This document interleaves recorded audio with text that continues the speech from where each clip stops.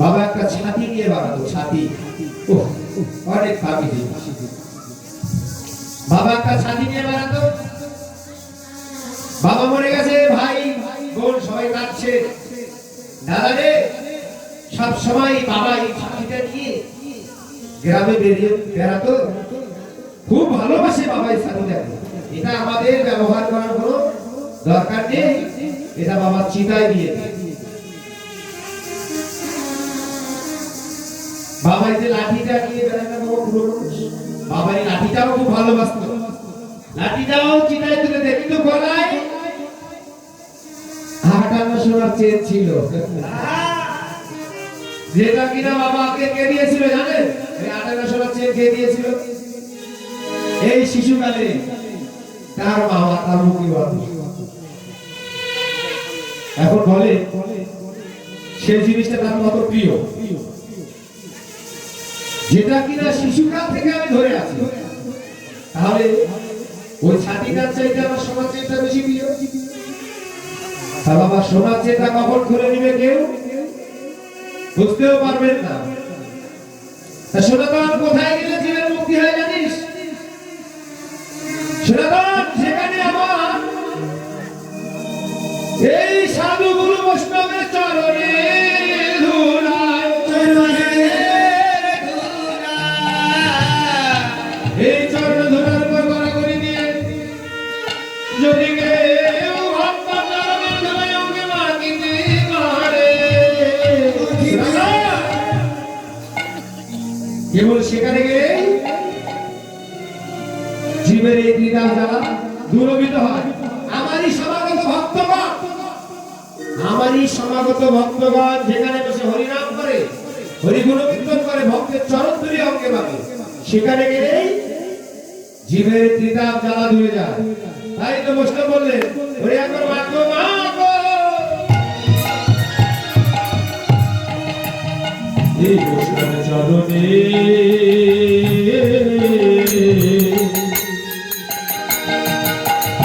চরণের ধুলি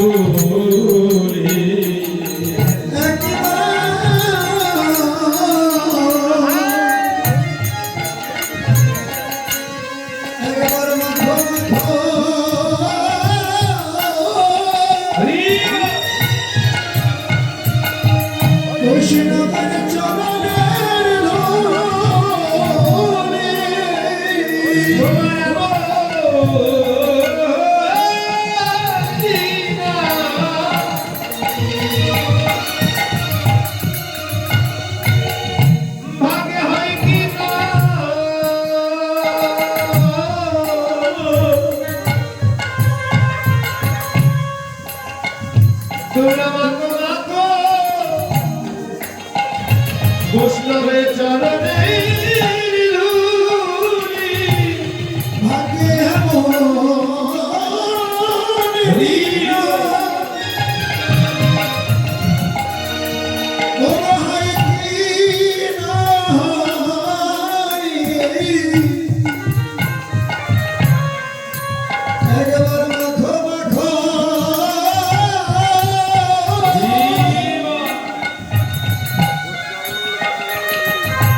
বৈষ্ণবের চরণ ধুলি।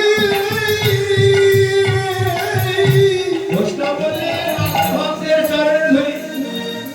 তাই ভগবান সেই পুরবের ভাবে নির্ভর হয়ে শচী মায়ের আঙিনায় দাঁড়িয়ে ভগবান ডাকছে। কি ডাকছে? বলে শেখাবে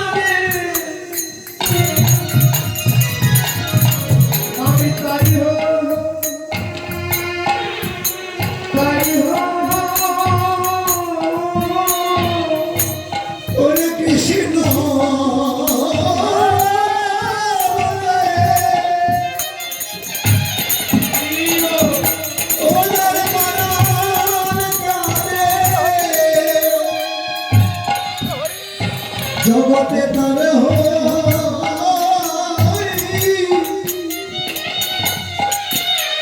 আমি তার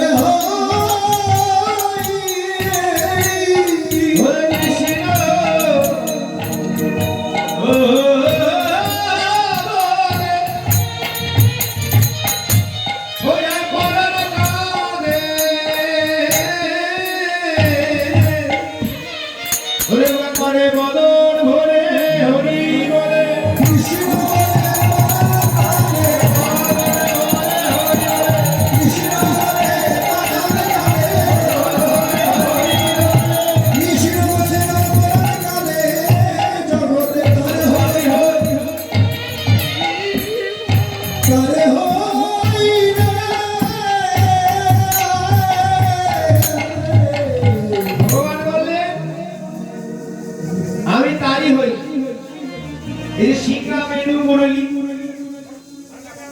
এই সিংহা বেনু মুরলী কিন্তু নদিয়া নবদ্বীপে ছিল না বাবা, ছিল। সিংহা বাজাতে কখন?